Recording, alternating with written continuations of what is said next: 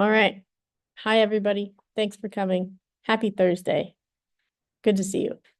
Um, so reminders, we have STEM Center tutors for this class. So if you want help, um, go to the schedule and get help. And I'm also always available for questions via email, or if you stop by my office and I happen to be there, you can also feel free to walk in and ask questions.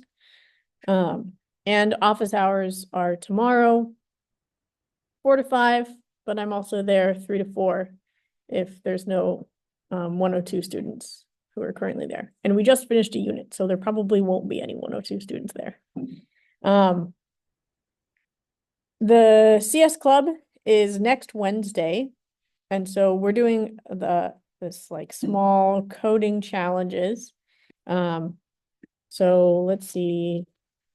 There's a website called LeetCode where they have a bunch of problems that you can try and solve. So hopefully my solution doesn't show up there. It does not. And so what we're going to be doing is here's the problem description on the left, and it gives you some examples.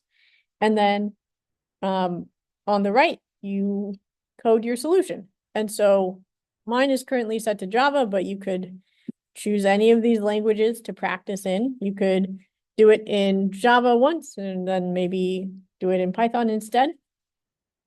And so you can code your solution here, you can run it and test it and see how you did. And then once all your test cases pass, then you're good to go. So that's what we're going to be doing in the CS Club meeting, at least for our first few meetings. The goal is to have you practice like starting to solve a problem, and then maybe sharing with your neighbor of how did you do it? Oh, I did it this way. And then hopefully we'll transition to the students taking more control and like leading sessions. So it should be really fun. And as always, like if you have ideas, because like the CS Club is for students. And so if you are interested in getting involved or have fun ideas of things we could do, let me know. And yeah, I'd love to work on that. So it's next Wednesday. I'm working on coming up with a flyer, and you might get an email about it if I figure out how to send that email. We have the room reserved, Galileo 114 from 5 to 8 p.m. Probably start around like 5:30. There may be pizza, but there will definitely be snacks. Still working that out. All right, so how many of you have started homework 1? Okay, so homework 1 has been assigned and you should be working on it.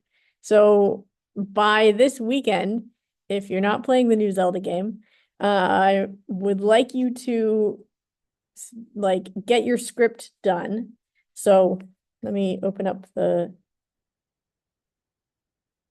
so let's go through the homework. And I need to move this window over here. Okay. So homework 1 has 2 problems. Problem 1 is the Halloween heist. Problem 2 is binary array. So problem 1, the Halloween heist, your goal is to write, it's like a command line game where you have some situation with your favorite media characters and they are supposed to get up to some fun hijinks and do a heist or something. And so you're making a game. So let me show you what mine looks like. So this is my Halloween heist project. I have my source folder and I've got 2 packages. I've got a heist package and a person package. And in each of these packages, I have classes to do something related to the project. So let's see. So the heist driver, that's the thing that I'm going to run to get this project to work, right? So if I run this, then I have my opening text pops up. So I originally wrote this in 2019, so it's welcome to the 2019 Halloween heist.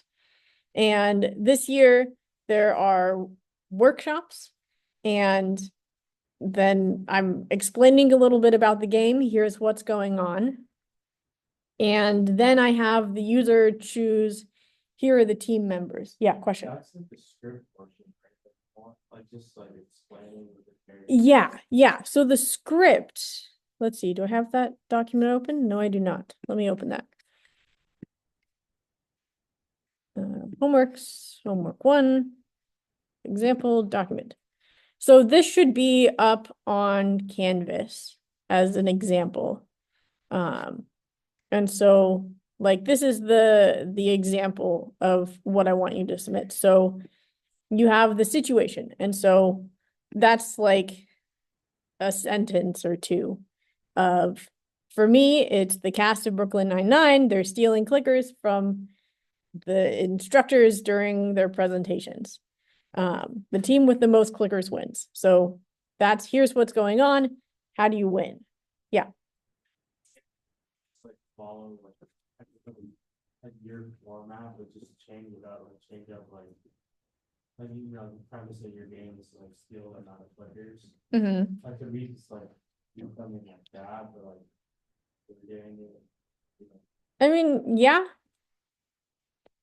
Yeah, I think that's okay. Yeah. Yeah, so for me I came up with this idea when I was sitting in presentations and it was extremely boring. So yeah, so this can work, but I also encourage you, if you can, to come up with something more creative. Yeah, and so I've got some comments here of kind of this is what I was thinking when I was designing this. And then for the script, it's basically, here's what I want to print out as the user goes through the game. And so like here, this is the user input. And so this is like what you want. So your job, you're going to write the script beforehand. So that way, you know, here's what behavior I want this game to have. And so you may notice like it's fairly long, but there's a lot of repeating text where like you're in workshop 4 and do you want to try and steal the clicker?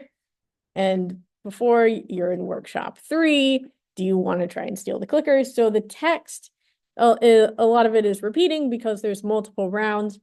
And the only thing that differs between the 2 rounds is like, here's the workshop number and here's the title. So we're going over homework 1. And so, yeah, so I think my version is fairly complicated. For you, I recommend starting simple and then adding complexity. So start simple of like, here I have 3 rounds of whatever the situation is, and it's like bare minimum, and then build up as you go to make it more complex. So yeah, so by this weekend, please have your scripts in almost finished form. That's gonna help you like nail down, here's what this game is about and what I'm gonna be doing. And then I would also like you to start thinking about, here's how the classes are going to be structured. So again, mine is fairly complicated. Yours doesn't have to be this complicated. Start easy and build up. but I'm going to walk you through my code to show you here's what each piece is doing. So first off, I've got a class called Heist Driver, and this is very simple. It's the only class in this project that has a main method, and it just calls the init method from my exec class. So all of the things in Heist are generally static. Like all the methods in Heist are going to be static because I don't want to make classes or objects of them. Init is a static method belonging to exec. And so I can just call exec.init without making an exec object. And so exec, this is the class that actually like does a lot of the work for me. And so you'll see like I have a static method called generate teams. Or actually, let's go to init first. That's what I called first. Init. So in here, I have a class called printer that is all that's in charge of is I've taken all of the strings that I want to output to the user and I've put that in its own class. So like printer, print intro, it basically just prints, here's this big long string. So simple method. To get the user players, I print, here's your options. And then I say, let me make this a little bit smaller. And then I have my scanner and I get the two picks from the user and then I return, here's your team.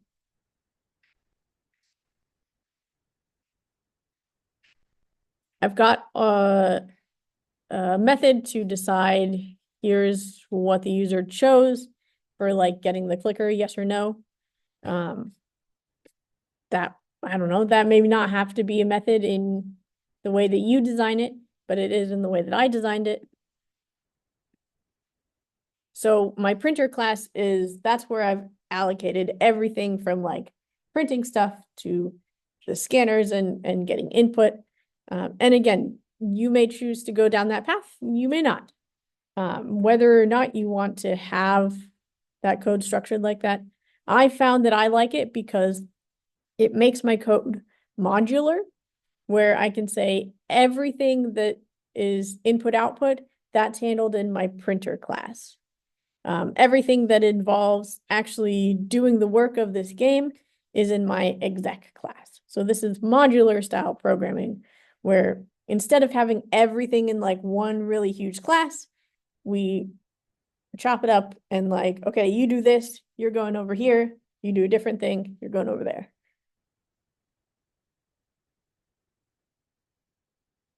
So yeah, so I have a list of squad members, and then I get the players and I store them in that list. And then similarly, I get teams from,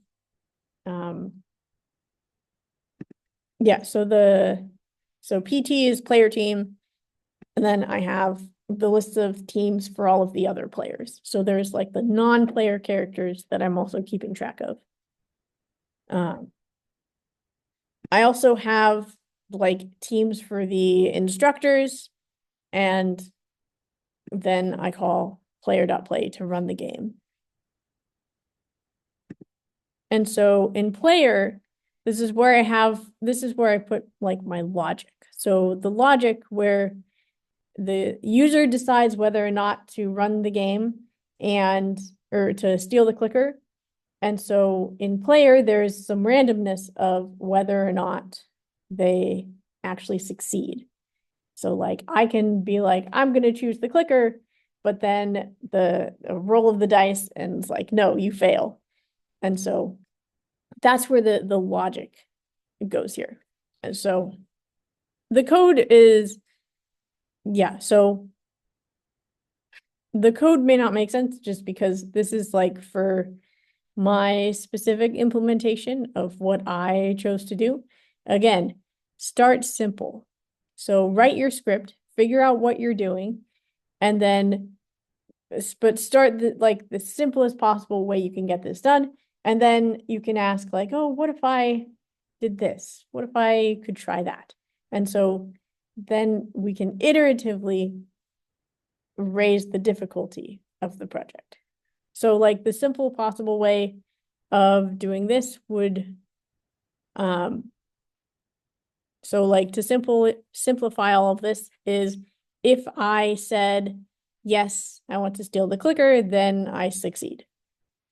And then, so maybe start with like just the player character, and then maybe add in the non-player characters, add in the randomness and logic, but start with the simplest possible way you could get that done.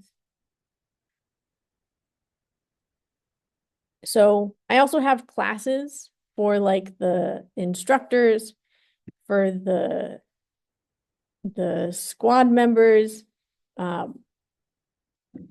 and I also have like visibility level for like how visible are they when they try and go to steal the clicker. So like the vulture is like always succeeds, and so the vulture's visibility level is 0. Other like Scully has visibility of like 9, so he's very visible, and if you have Scully on your team, then you're probably not going to succeed.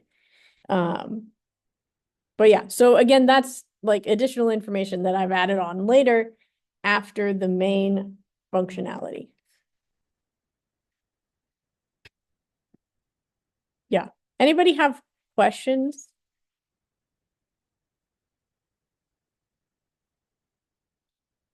So that's kind of how my code is set up.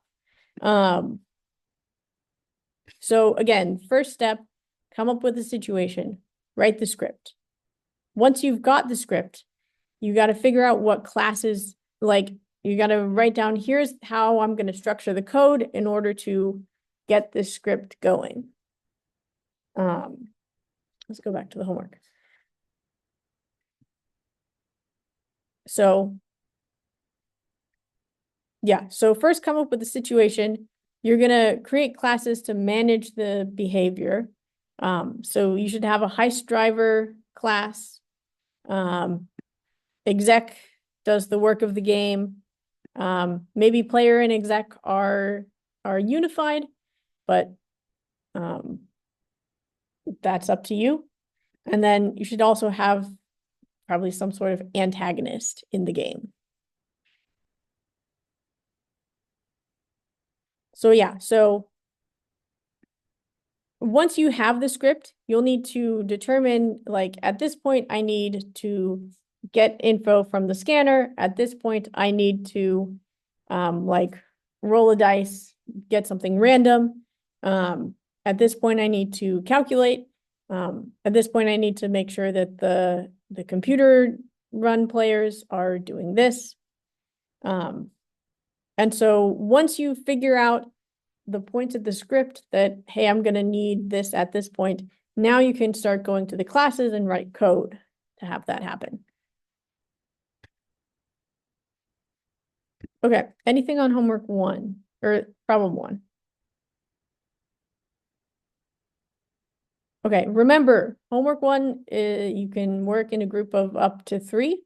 So if you do not have a group, please find a group and work together. For problem 2, this is a lot more structured. So I think I should have this up. So for problem 2, there's it's binary array. And so your job is to fill in this class and write a driver. The driver mostly handles is scanners, kind of like the library demo, where you like input this to set the value, input this to get a value. So yeah, so similar to the library demo. The hardest part about this whole problem is the constructor for the binary array. So let's go to not that one. Where'd it go? Binary array output. So you can expect to be given a string of T's and F's. And the T's and F's are going to go into an array of Booleans. So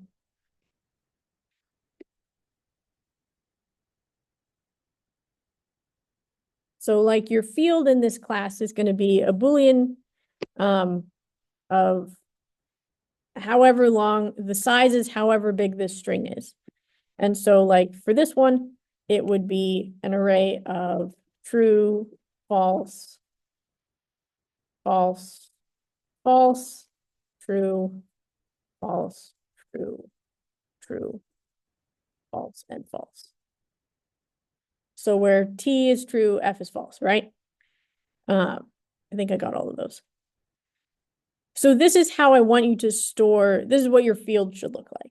It is really the only field that you need. You may have others, but this is like the main field that your class is going to have. So your binary array should not be stored as a string. It should be stored as an array of Booleans. For the constructor, you're taking in a string. So you're taking in this string of TF, FFT, FTTFF, right? That's your input to the constructor. Your job in the constructor is to go through that string and put it like, you're going to ask, is this character a T? Then I'm going to put true in the array. Is this character an F? Then I'm going to put false in the array. So it's really like as simple as it seems.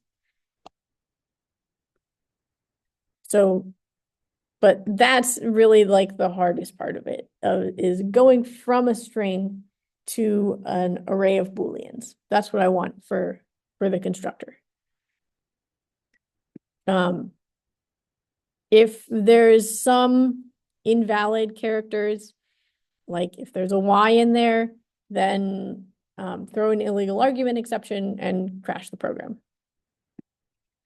And then the rest of it is implement like toString, implement get and set and size.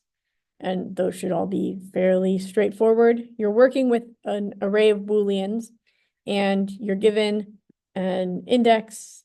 So just return that, but make sure that when you return, so like, let's see. So to print the current binary array, that you would call toString. To get a value, you would call get. And so like input the position, and then you call get at that position. And then notice that when you are printing the value at that position, you're returning just like T or F and not true or false. So just be aware of that.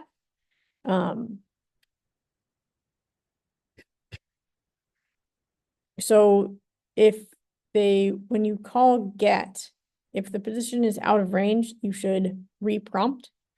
But if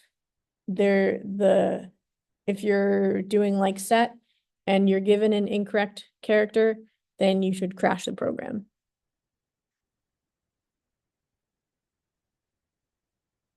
Yeah. Does that sound good? Okay. So get the script done by this weekend. Start thinking about how are you gonna complete the binary array constructor. So do that hopefully by this weekend and you will be on track. It's due by October 15th, the Tuesday before the fall break, which is in 2.5 weeks. So our time is dwindling. Please start. Okay. The other thing, lab 4 is due Tuesday, and we'll have some time to work on it today. Any questions, comments, concerns before we continue?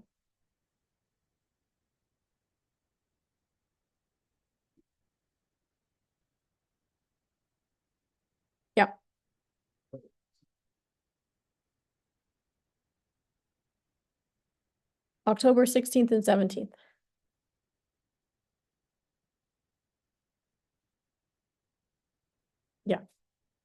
Yeah, that's midterms. Okay. Anything else? All right. So start homework 1. That's my request and command to you today. Go home and start homework 1. Meet with your project groups.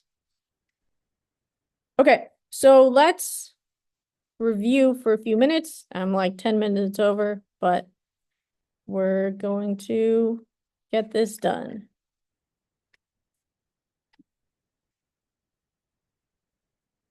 Okay, so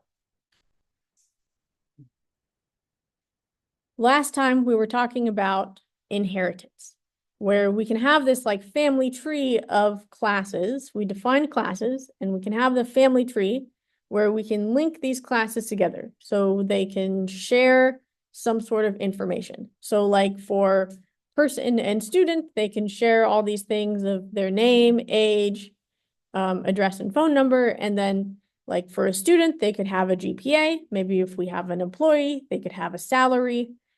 And then, but they still share the underlying fields that make up a person. Similarly, we can have like a shape hierarchy, which we'll code in just a minute. This notion of linking similar classes together so that they can share code and share code and kind of extend the functionality of things that we have already written. Okay, so we can add new fields, we can add new methods, we can override methods that already exist. We cannot remove any fields that are present in the superclass. We cannot remove any methods. We can only override them. And we have to specify our own constructors. We looked a little bit about type compatibility. So when we are using like a person and a student, we can refer to them by the more general person reference and get like the age that way. Kind of going through that. When we are inheriting stuff, we cannot make it less visible. We can only make it more visible. So we can't restrict from like public to private. We can't do that.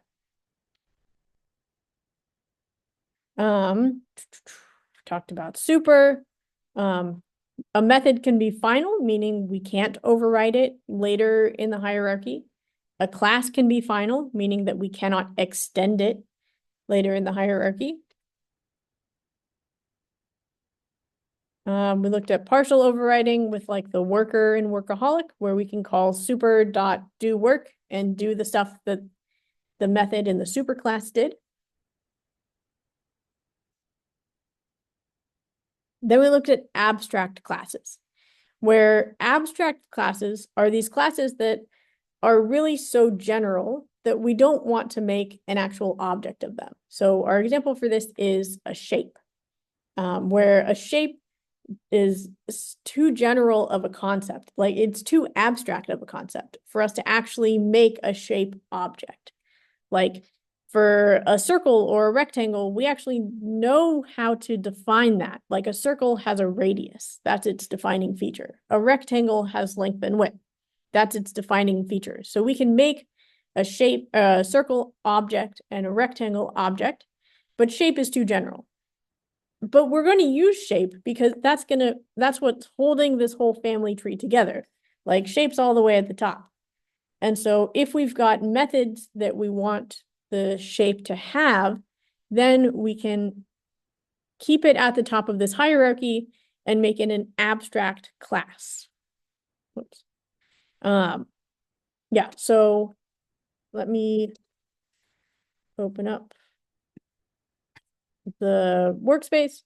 So we ended up with an abstract class, and it's abstract because we have abstract methods in this class. And so the abstract methods are basically placeholders saying, I want anything that inherits this class to be able to implement these methods. But I don't want to define what it means to implement these methods on my part. So a shape is like, I don't know how you're going to define area, but you have to define what area means for you. And so that's what an abstract method is. And so we define that by just saying, here's the method signature and semicolon. So we don't have any implementation. So that goes for area and perimeter. We also had a final method, semi-perimeter, but that's just because we always know that whatever the perimeter is, semi-perimeter is just divided by 2. That's never going to change. So that's a good candidate for a final method. That way we don't risk like circle, like overriding semi-perimeter and doing something crazy. It's just always going to be perimeter over 2. Okay. And this lets us go around the notion of maybe like if we returned -1 as a placeholder, we risk not like overwriting it and then we would get like incorrect information. And so abstract classes kind of fix that problem for us. The drawback with abstract classes is that we cannot create an actual object. So like, again, we don't want to create a shape object. And since it's got abstract methods, we couldn't even if we wanted to. Okay. Any questions on abstract classes or inheritance so far? Okay. So the plan is we're going to make 3 classes, rectangle, circle, square, so that we've got something to work with. And then we're going to go over interfaces. And then hopefully around 2:20, 2:30, we'll have time for the lab for the rest of the class. Okay, so let's make some files. So let's see, do I have a shapes folder? I do have a shapes folder. Typically package names are all lowercase, just so you know. Okay, so I've got my shape abstract class. I also want, let's say, circle.java, and I'll make all the files now and then we'll fill them in. I also want rectangle.java and square.java. So 3 shapes. And in this hierarchy, since a square is a rectangle, I'll have square extend rectangle.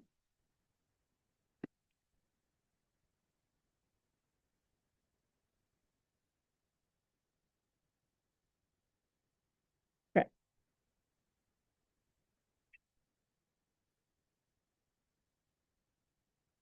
Okay, so let's start with rectangle. I'll give you a second to get all those files set up.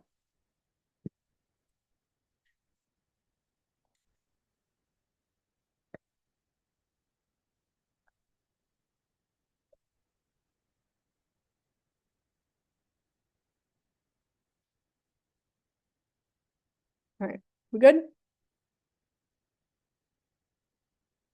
Okay. So let's start with rectangle. What's the defining feature of a rectangle?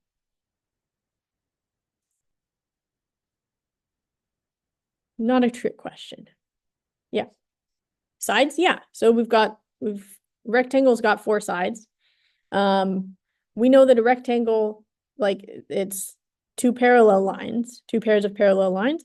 And so the only 2 numbers that we really need to care about are length and width. So those are our fields. So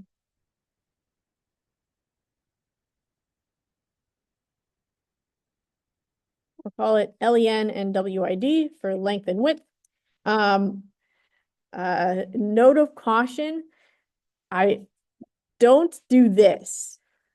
don't do private double L, private double W, because when you're typing in the typewriter type font, it's extremely difficult to note whether your variable is called L or if it's a 1, just like in terms of readability. So no single letter variable names that start with L, please, for your sake and for my sake. So we also run into this problem with, there's an algorithm called merge sort a lot, where you have to deal with like the left and the right side of something. And it's really easy to name one side R and the other side L, and then you lose the variable L because it just like becomes invisible. So more than one letter variable names. Okay, so these are our two fields. We need a constructor. The actual, I'll just generate it. So I'll generate the constructor with length and width. That's fine. And then I'll also generate the getters and setters for both of them. That's also fine. Yeah, so we're not going to spend too much time on actually like implementing this, just something for us to motivate our next step. Okay. The other thing that we need is we need rectangle to be a shape. So we need to say rectangle extend shape. And so once we type that, then we get an error on rectangle saying that, hey, you forgot to implement area and you forgot to implement perimeter, because those are things that once we add rectangle to the shape hierarchy, now we've got to implement those abstract methods. And so our fixes are either to add the unimplemented methods, or the only other option is to make rectangle abstract. If we make rectangle abstract, that means that we don't have to define area and perimeter. We'll leave it to later on in the hierarchy. But for us, since a rectangle does have an angle and does have a perimeter, we don't want it to be abstract. We actually want to implement those methods. So if I go to the quick fix and add the unimplemented methods, then down here, we have override. And so it's unimplemented method, but we want to do away with this and actually implement it. Okay. What's the area of a rectangle? Also not a trick question.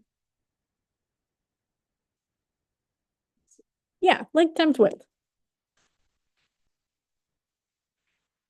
So that's super simple. We know what that is. Geometry. What's the perimeter of a rectangle? Bless you. Yeah, 2 length equals 2 width. 2 times length plus 2 times width. And I need to return that. Did everyone get these methods to show up? Cool.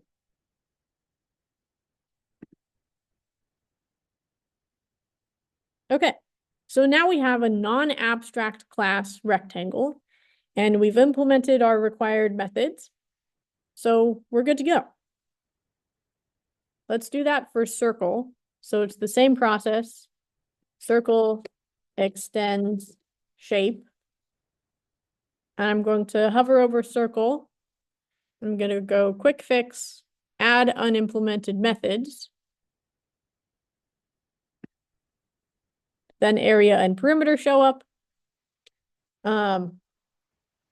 What's the defining feature of a circle? Not a trick question. Radius. Yeah. So radius. let's get the constructors and getters and setters. So generate constructors using the radius. Okay. Let's go to source action, generate getters and setters. And then since there was only one option, there's only one field, it just did it all for me.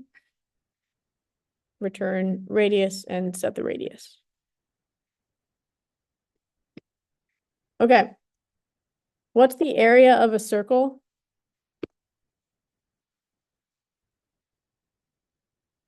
Pi r squared. We can get pi from math dot capital P capital I times radius times radius. There's also, let's say return math dot pi times, and I think there should math dot POW. And so POW is power, and so it would be radius to the power of 2.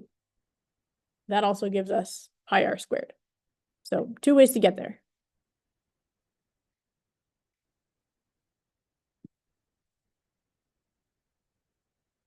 And then what's the perimeter of a circle?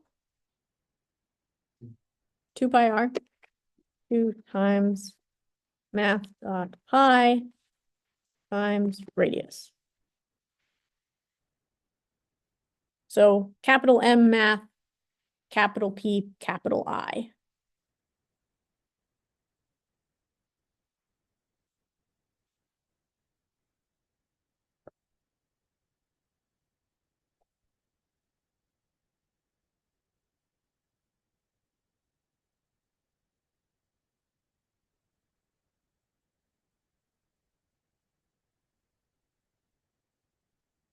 And then once we've got that, we've got a circle class that is a shape, and it's got our 2 shape methods. We're good to go.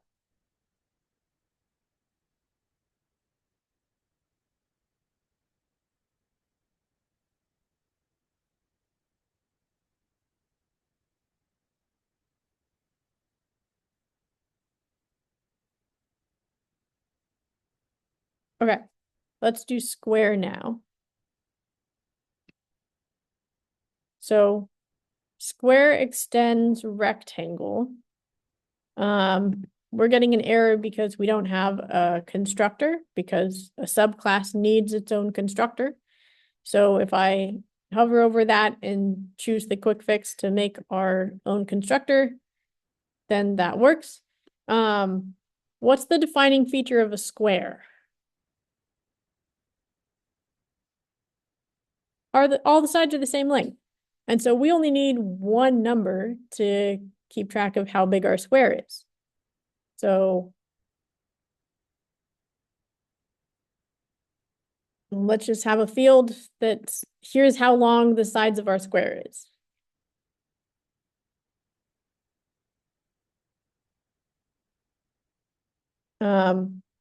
So I think I would like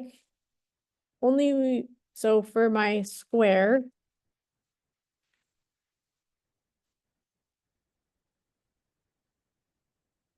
I'm still going to make a call to the super constructor, to the constructor for rectangle, because a square is a rectangle. It's just that all the sides are the same. And so if my constructor for square takes in, here's how big I want the square to be, then I can just give that information twice to the super constructor, and we're good to go. Okay. So from there, it's also getters and setters. And do we need to implement area or perimeter for a square?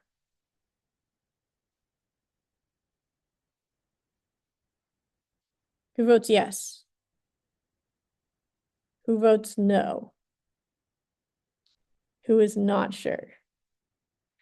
Okay.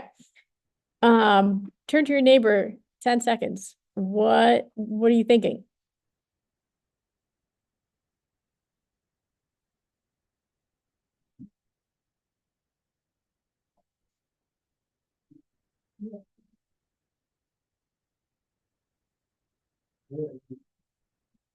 Okay. Who votes yes, we need area and perimeter? Who votes no, we don't need area and perimeter? Okay, more votes for no. Who's still not sure? Okay. So the answer is no. We do not need to re-implement it. Why?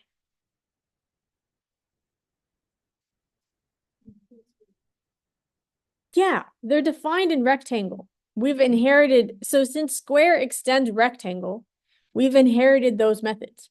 Unless we need to change how the area is defined, which in this case, we don't need to do that because the way you calculate area for a rectangle of length and width is the same for a square. It's just the side length times the side length. So we don't need to reinvent the wheel for rectangle. The functionality is, or sorry, we don't need to reinvent this for square. We already know how to do it in rectangle, and it's going to be the same way to calculate it. So that method is inherited unchanged because the functionality is still working fine. Okay. So, okay, we're probably not gonna get to it by 2:30. But we do need to talk about interfaces because you're gonna need interfaces for lab 4. So now we've got our shapes. So some shapes, we can say that they're stretchable. So like for a circle, we can increase the radius and make it bigger that way. We can stretch the circle, not stretch it in the sense of like an oval, like make a circle into an oval, but stretch it as in like make it bigger that way. Like circle. So like if we've got a perfect circle, we can increase it like this and not like this, right? So just increase the radius. And similarly for rectangles or for squares. So like for a square, we can just increase the length of each side uniformly. Or for rectangles, we can like stretch it like to increase the length or the width and change it like that. So we can stretch shapes.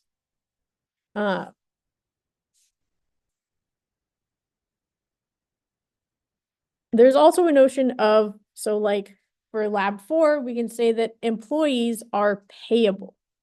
So there's some methods that we want to do that can be shared by multiple kinds of classes.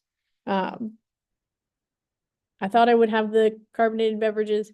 So like if we're coming up with a hierarchy for beverages, like I can't think of a warm drink that is carbonated, but like plenty of cold drinks are carbonated, right? Like you've got soda, you've got sparkling water, maybe sparkling lemonade, stuff like that. So different beverages can be carbonated and some are also not carbonated. So like maybe coffee is not carbonated.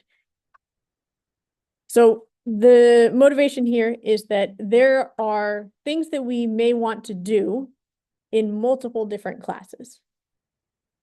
So let's say we want to have a class for a student and an employee.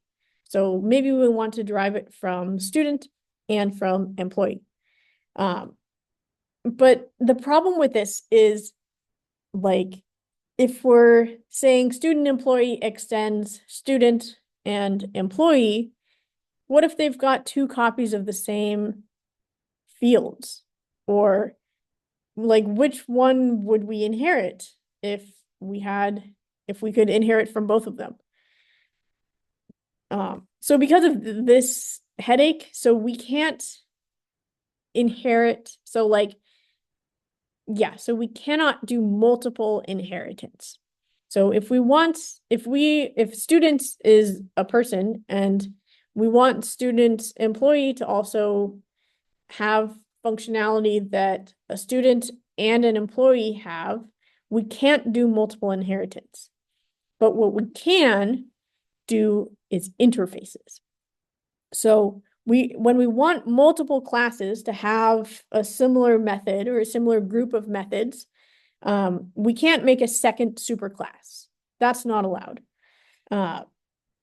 So we can't have our student employee class.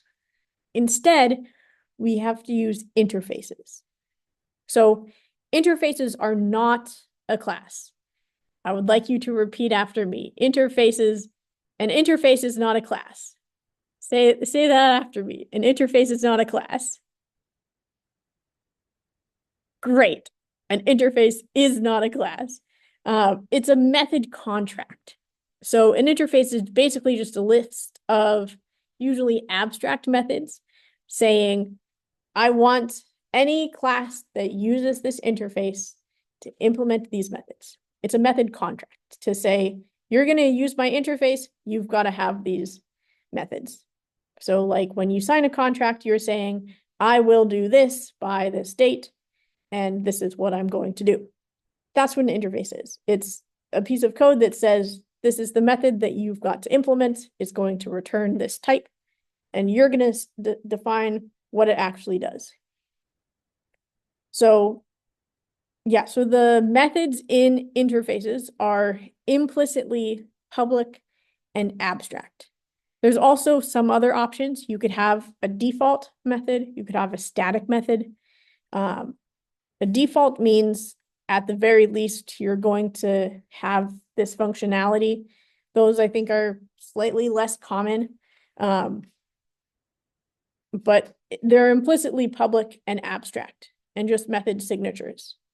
All declarations in an interface are going to be implicitly public. So you don't have to say that they're public, it's implied.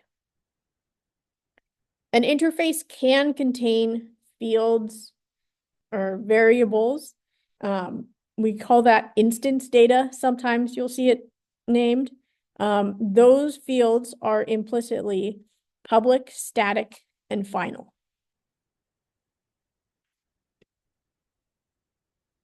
Okay, so that's an interface. An interface is not a class. It's not a class. It's just a list of method signatures and maybe some other stuff. Any class that implements this interface, that's the keyword, implements. Any class that implements this interface must provide the code, the implementation for those methods. Otherwise, the class that uses that interface is abstract. So it's got the same kind of rules that we had for abstract classes. But an interface is not a class. If you have default methods, those are the only ones in an interface that you're actually gonna define the implementation, but those are slightly less common.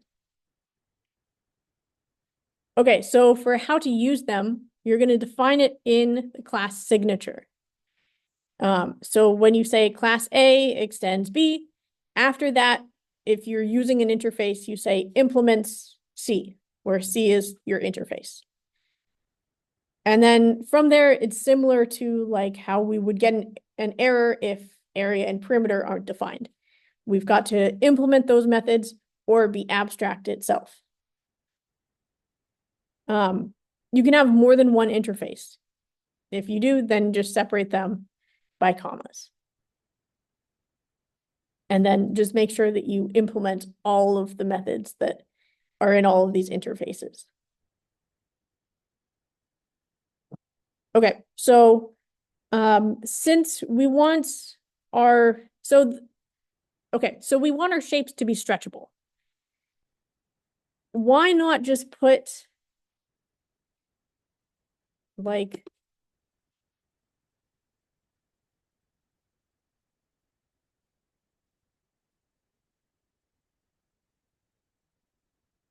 we want this to be abstract. Why not just put this in shape? Why could this be a problem?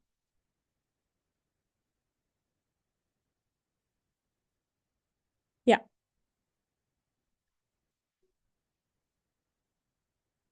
Yeah. So if you want a shape that's not stretchable. So my example of this is like a unit circle. Like a unit circle, if you remember from like trigonometry, it's a circle with radius 1. And the radius will always be 1 and will never be anything else. So it doesn't make sense to stretch a unit circle. And so for that reason, maybe there's a few options of how we could get around it. But in this case, I would say maybe like we wouldn't want to have stretch in our shape abstract class. We want to outsource it so that any shape that can be stretched can implement the stretchable interface, and any shape that cannot be stretched will not implement the stretchable interface. So so the is a relationship holds for classes and interfaces. So a rectangle is stretchable. A unit circle is not stretchable. Coffee, if we had a coffee class, coffee is not carbonated. We can use instance of, like when we used it with person and student, we can use instance of to see, is this object using this interface? And then we've got the kind of my two caveats of similarly for inheriting stuff, we can't reduce the visibility. And then if we have like, so let's say we have two interfaces for stretchable, and one has like a return type of void and the other has a return type of shape, that's not going to work because the return types are incompatible. And so it's like, which one are we choosing? I don't know. So that's our limitation. Okay, so let's make our stretchable interface. So I'm going to make a new Java file. And now we've talked about interfaces. So I'm making an interface, and my interface name is stretchable.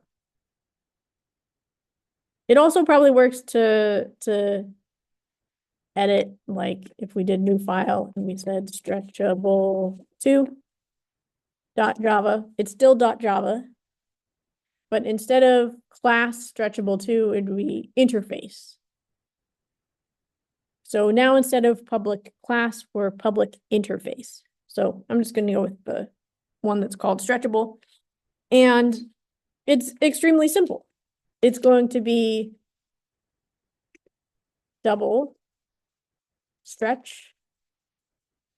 And there's a lot of options we could do, but let's say we want to stretch by a factor of 2 or of 4 or something.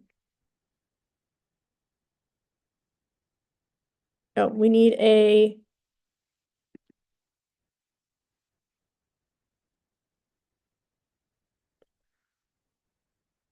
hold on. Let me look at my notes. Why is this happening? Void stretch double factor. That should be it. Void is an invalid type for the parameter 1 of a method with arguments. Oh, void factor. That's the issue.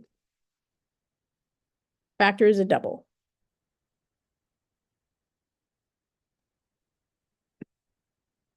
Okay. And that's it. That's my interface. It's just a list of methods, in this case, just one method that I want my shapes that are stretchable to implement. So we're kind of running out of time here. So let's go to rectangle and let's make rectangle stretchable. So after extends, we need implements stretchable.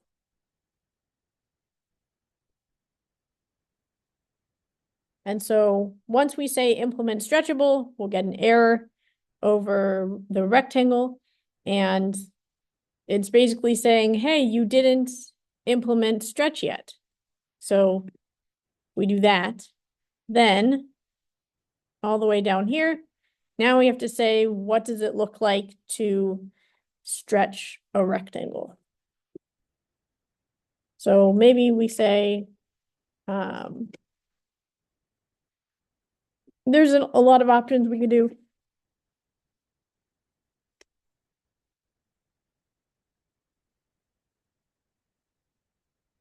Maybe we multiply both the length and the width by the factor. So it increases the size of our rectangle. And that'll also work for the square, because then we're increasing both the length and the width by the same thing, which will help us to not violate our definition of a square.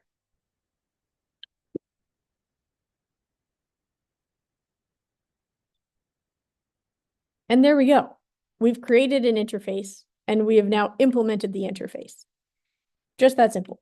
So an interface is not a class. It is a contract of methods that whatever class uses it must implement.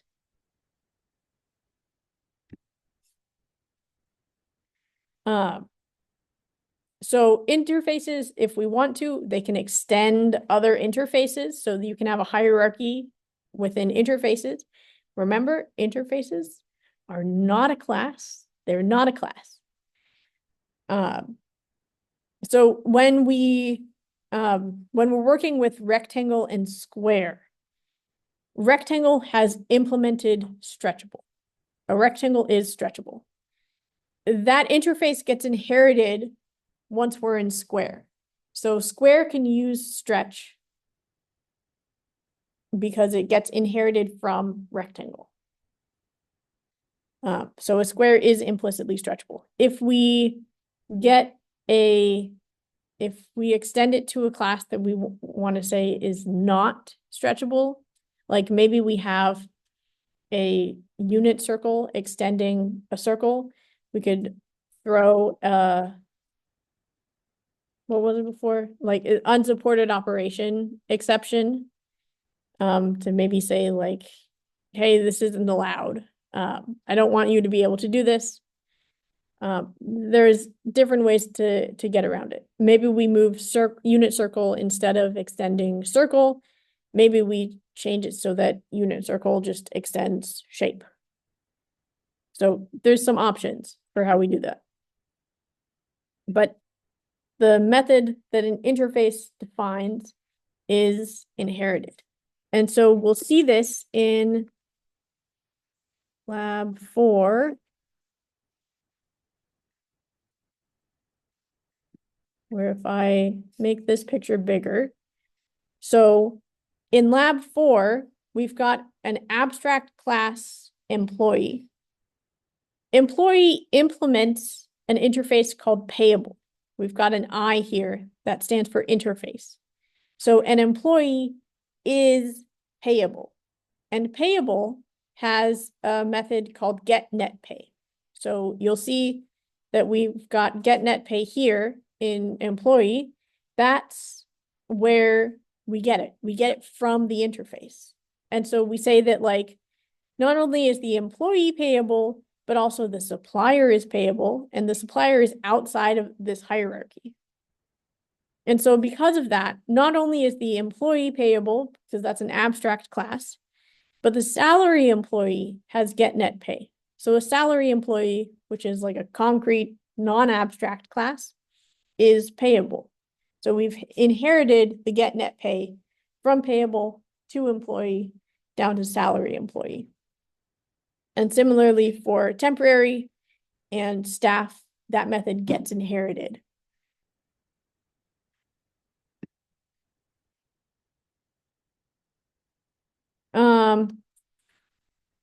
The other thing to kind of our trivia for the day is if no superclass is specified, so like if we're in shape or if we're in combo lock, which didn't have a superclass, it implicitly extends java.lang.object. That's the sort of implied superclass for all of the base classes. And that just we can look at how that's defined. And that's where we define like the original like toString or hash code or equals and stuff like that. And so that's where that functionality comes from. So that's our trivia for the day. Okay, we're not gonna do that activity. All right, so I think, any questions so far?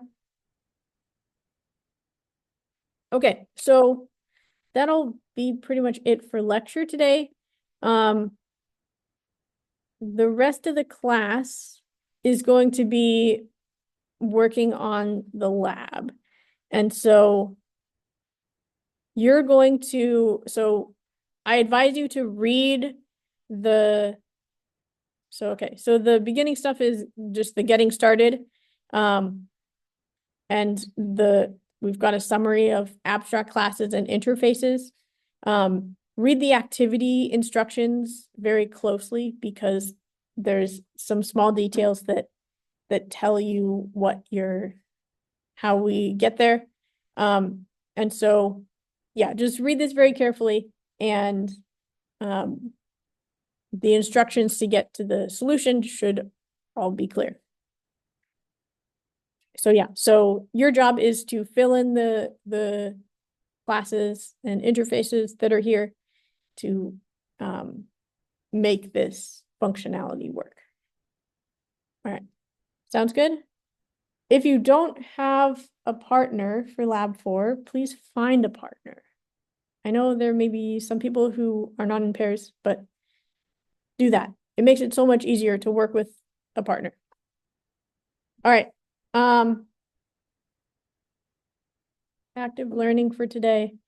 For active learning, submit Stretchable when you get a chance. And then I'll add that right now, and then just work on the lab.